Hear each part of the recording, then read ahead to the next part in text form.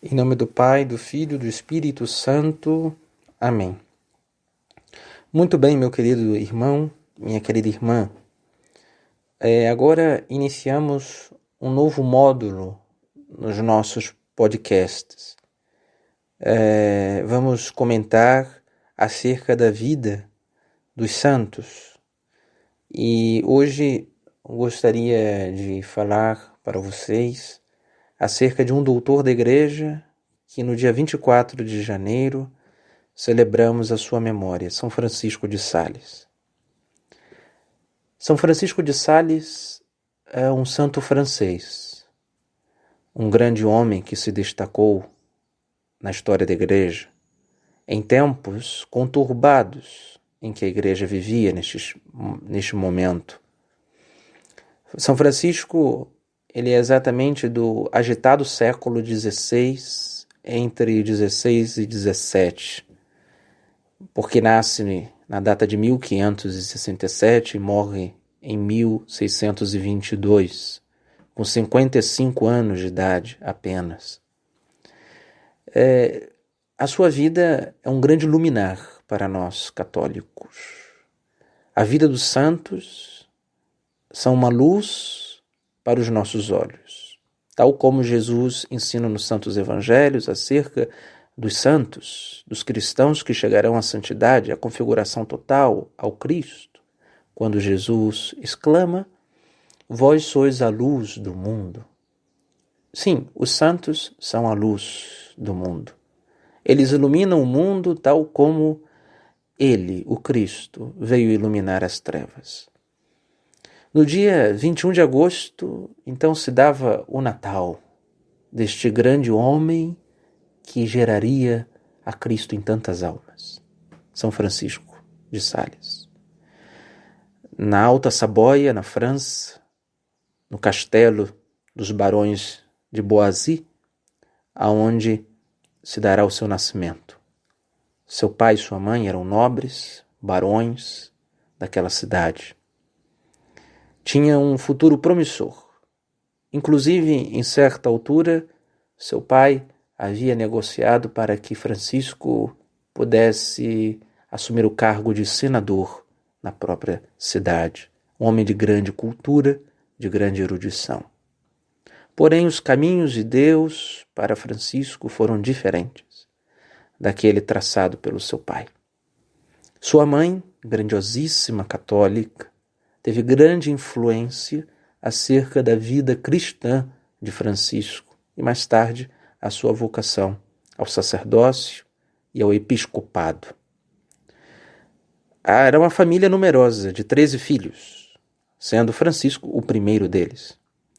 Eram muito devotos de São Francisco de Assis, onde se conservava, naquela casa, uma bela imagem do santo franciscano, em que o pequeno Francisco de Sales irá se acostumar vê-la, admirá-la e escutar de sua mãe as grandes histórias e prodígios de São Francisco de Assis. E por isso mesmo, sua mãe coloca o nome de Francisco, por sua devoção ao santo franciscano. Assim, nesse contexto em que Francisco é educado por sua mãe, em tempos onde as mães não trabalhavam como as mães modernas, sabemos que tantas vezes a necessidade obriga em que as mães vão trabalhar por causa da situação econômica gerada em um mundo cheio de corrupções, em que muitas famílias são prejudicadas, ao ponto que, infelizmente, muitas das vezes, as mães não podem alcançar aquele ideal cristão, delas mesmas ficarem ali educando seus filhos para a vida eterna. Como que é importante a presença materna ao lado de seus filhos. Assim nós percebemos ao lado de Francisco. Sua mãe teve a graça de educar o seu filho em casa, ensiná-lo a ler, a escrever e também ensinar o catecismo, ensinar a doutrina. E assim a mãe ensina ao filho a doutrina cristã, ensina ao seu filho a confessar seus pecados, como fazia regularmente. E depois ensinou ao pequeno a admirar a história dos santos. Passava dias a narrar a história dos santos que deixavam o pequeno admirado com tantos prodígios. Sem dúvida que São Francisco de Assis tinha um grande destaque dentre todos os santos. E talvez, a partir dali, Francisco de Sales encontra o remédio para aquela tendência das suas paixões que mais dominavam a sua vontade. O irascível, a ira. São Francisco de Sales era de temperamento colérico. E com certeza São Francisco de Assis é o santo da paz. E muito que por admirar a vida do santo franciscano, São Francisco de Sales começa a desejar aquela passividade do santo de Assis. Sabemos que São Francisco amava o recolhimento, era um homem que, humilhado, não retribuía as humilhações. Tinha uma humildade heróica. E sem dúvida, desde pequeno, isso gerava um contraste entre os impulsos que o menino assim sentia, já provocados em sua própria carne. Certa vez, no castelo de seus pais, um calvinista, um protestante, vai lá visitá-los acerca de negócios. A sua mãe e seu pai já haviam alertado acerca do perigo do protestantismo e os erros em que os protestantes espalhavam nesses tempos em toda a sociedade cristã. O menino sabia a perversidade dessa heresia, essa distorção da verdadeira fé. Até que, lá com seus 8 anos de idade, quando sabe que um protestante havia entrado dentro da sua casa, furioso que estava, pelo seu próprio temperamento, pega um pedaço de pau, entra no galinheiro e começa a bater em todas as galinhas e a gritar: fora herege, fora herege, fora herege de nossa casa. E assim as galinhas a saírem desesperadas de dentro do galinheiro e o menino a bater em cada uma delas. Ali já se percebia a grande impulsividade gerada pelo temperamento de Francisco. E também outra vez, quando frequentava a Universidade de Paris, lá os jovens percebiam que Francisco era muito piedoso, muito certo, muito recolhido, e gostavam de implicar com o jovem Francisco. Não muito diferente do que acontece nos nossos tempos, nas universidades. Claro que as coisas pioraram muito ultimamente. Sem dúvida que a perseguição religiosa dentro das universidades, gerada pela mentalidade marxista que domina em nosso país, principalmente o Brasil, sem dúvida é um desafio para um católico levar a fé para esses ambientes que se tornaram extremamente opostos a qualquer coisa que seja transcendente. No tempo de São Francisco já se percebia a decadência do sistema universitário. E Francisco, ali, era motivo de chacota de vários alunos, provocavam de diversas maneiras o santo. Porém, na sua infância, os seus pais ensinaram a arte da esgrima, a luta com a espada. E o rapaz tinha um grande talento para tal coisa. Até que ele é desafiado na universidade e logo o derrubam e ele cai no chão com uma das espadas e, pegando uma das esgrimas, começa o duelo. Até que Francisco coloca todos os seus inimigos, se podemos assim dizer, no solo. E depois de surpreendidos pela arte daquele menino, pela coragem, pela fortaleza, pela sua habilidade, surpreendidos porque vem o que não conheciam de Francisco. E ele exclama a estes jovens: agradeçam a Deus por ser eu um católico, senão os mataria agora. E é dali se vai.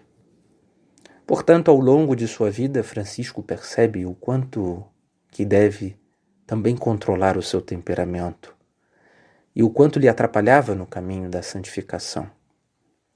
E assim buscava os lugares escondidos para rezar, para estar a sós com Deus, para meditar. E São Francisco, sem dúvida, fez grandes progressos em sua vida.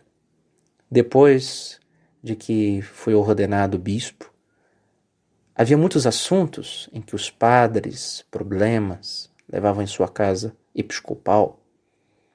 E conta-se a história de que, enquanto durante a mesa, algumas aflições, assim, que geravam a ele, ao grande santo, que testavam a sua paciência, para não ofender aqueles que estavam ao seu lado, arranhava a mesa por debaixo.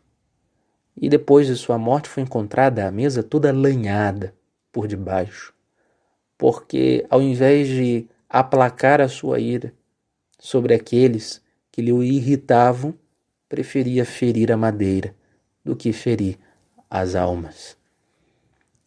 Era um ato heróico de virtude que nós também devemos aprender a sermos pacientes, a padecer por amor ao próximo, por amor às almas.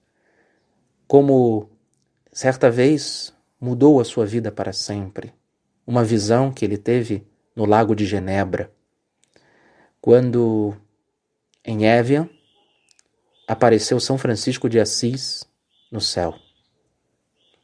E quando olhou do alto, o santo que lhe era devoto escutou do seráfico Pai: desejas o martírio, como eu também o quis.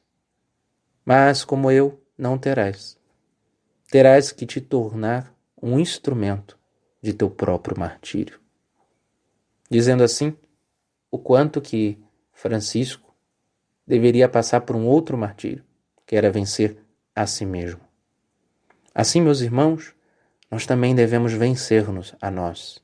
Devemos, como os mártires que sofreram, seja nas chamas, seja por torturas de flagelos, crucificados, passaram por grandes provações para vencer a carne e professar a fé com o espírito, que nós vivemos uma vida livre, onde o nosso corpo não nos escraviza, mas muito pelo contrário, o nosso corpo se complementa com aquelas alegrias celestes que Deus entrega em nossas almas. E assim, o corpo, longe de ser uma prisão, porque não é a visão cristã, mas como disse São Paulo, é o templo do Espírito Santo. Se é um templo, dentro desse corpo existe o culto a Deus. A alma adora a Deus.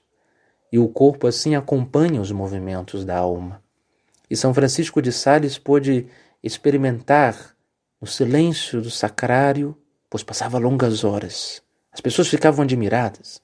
Quanto tempo aquele padre, aquele bispo, ficava de joelhos diante do Santíssimo Sacramento.